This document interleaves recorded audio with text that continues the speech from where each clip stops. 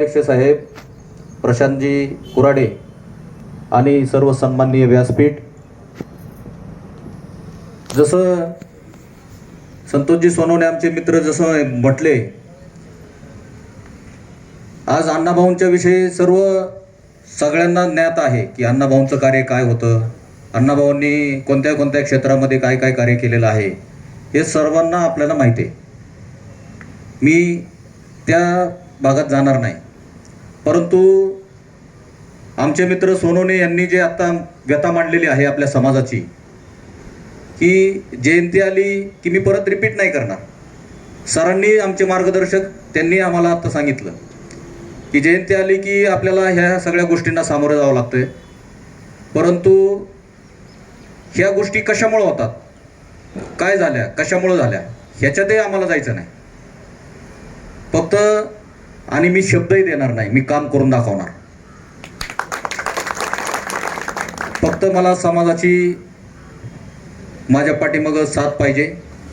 आणि आपल्या आळंदी शहराचे कार्यक्षम नगराध्यक्ष प्रशांतजी कुराडे हेही आपल्याला या ठिकाणी स्मारकासाठी 100% मदत करणार हे मला खात्री आहे. या स्मारकासाठी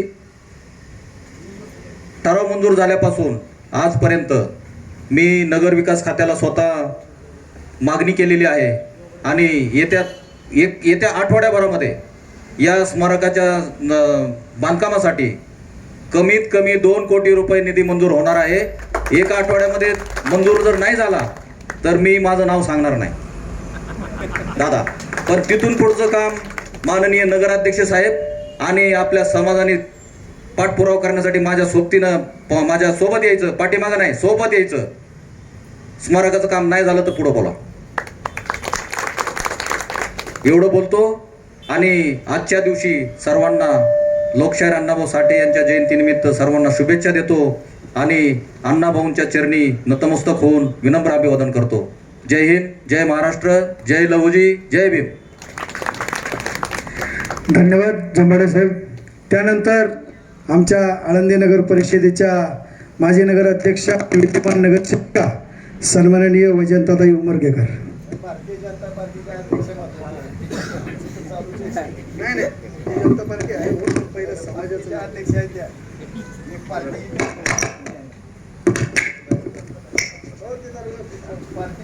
आज लोकशाहीर अण्णाभाऊ साठे यांच्या जयंतीनिमित्त मी लोकशाहीर अण्णाभाऊ साठे यांना अभिवादन करते आणि सगळे इथं उपस्थित बांधव आणि उपस्थित बंधू बहिणींनो आपल्याला शुभेच्छा देते.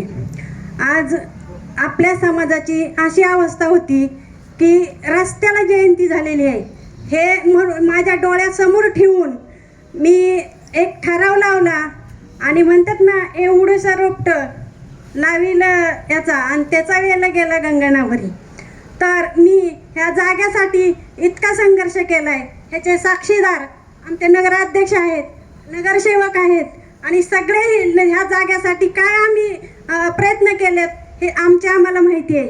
तर मी पण एक शब्द देते, ह्या भूमिपूजनासाठी देशाचे मुख्यमंत्री देवेंद्र फडणवीस येतील आणि या स्मारकाचं भूमिपूजन करतील अशी ग्वाही देते. थांबते. जय हिंद, जय महाराष्ट्र.